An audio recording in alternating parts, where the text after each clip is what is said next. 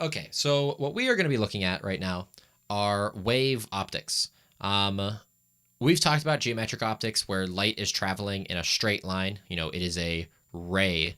But what we're going to talk about now is the idea that ray optics, while they totally work and they're totally correct, they're also totally wrong, which is like super duper weird.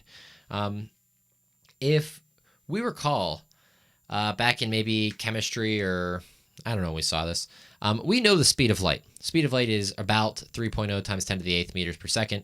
And we know it's given to us by a wavelength multiplied by a frequency. Now we're using F here. You could use a nu if you wanted, whatever. But if this is the speed of light and light has a wavelength and a frequency, then what light isn't a ray, light is a wave. So we're going to be talking about wave optics here. How can we treat light as a wave? What happens when we consider light to be a wave? And what are some of the weird things that occur here? One of the first things we're going to look at is Huygens Principle. That's Huygen''S,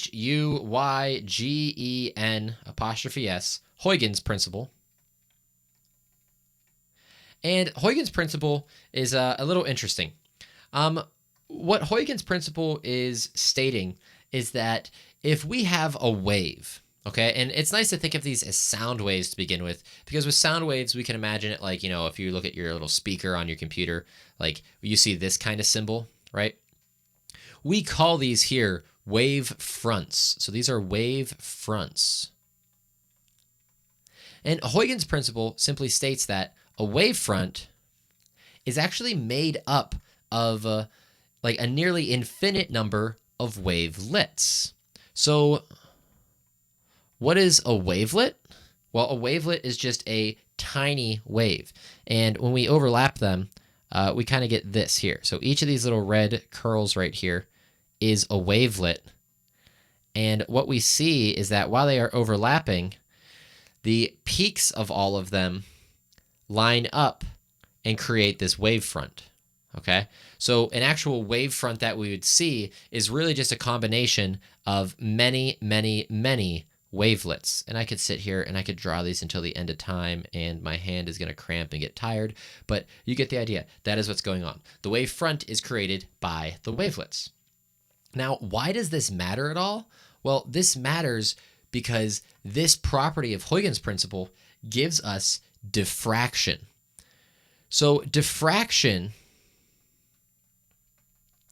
different from refraction. Refraction is the bending of light through a medium, such as a lens. Diffraction is the bending of light or of a wave around or behind an obstacle. So imagine for a second that we have a wall right here. Okay, so this is a beautifully created wall. You can tell because it says the word wall on it. Now, if I had a wavefront, and I'm not going to draw the curl on this wavefront, but if I had a wavefront, approaching the wall like this, here it comes. And let's say this was a sound wave, okay? So maybe someone is over here and they're playing like a trumpet or something like that, right? Or a vuvuzela. I don't know. This is a trumpet. It's making music notes. We know I'm not the best drawer in the land. Just deal with it, people. If you're on the other side of the wall, if you're over here, and I'm blaring on a trumpet, if the sound didn't diffract, then you would think that maybe the sound would just do this, in which case you would never hear the trumpet, because to hear the trumpet, shouldn't you have to hear the sound wave and be hit by it? But we know that's not what happens. We know that, if someone's blaring on a trumpet, you can pretty much hear it throughout the neighborhood. So what's going on there? Well, since these wave fronts here are really made up of thousands or an infinite number of little wavelets, then as these wavelets strike the wall and they begin to move beyond it, what happens is that this wave actually finds its way behind the wall. And you can hear that sweet, sweet music. So this diffraction is allowing a wave, such as sound, to move behind an obstacle, okay? Which is really, really a weird idea. But it's not completely insane for something like light. For instance, when you have a doorway, if over here is very, very bright with some light, the light doesn't just come through the doorway like this. If we take for half a second and turn on a light into a darkened room, we know that light, it actually kind of looks like it goes whoosh, kind of like this. And you could say, oh, some of that's due to the angle, but it doesn't just go there. It kind of leaks behind this here.